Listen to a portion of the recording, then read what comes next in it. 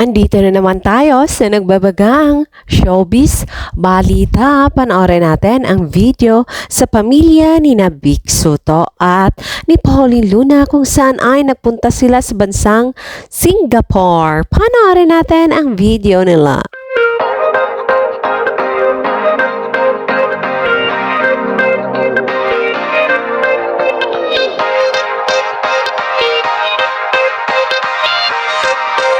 Nag-upload si Pauline Luna sa kanyang IG story at account kung saan ibinahagi niya sa kanyang mga fans ang mga naganap sa kanilang buhay.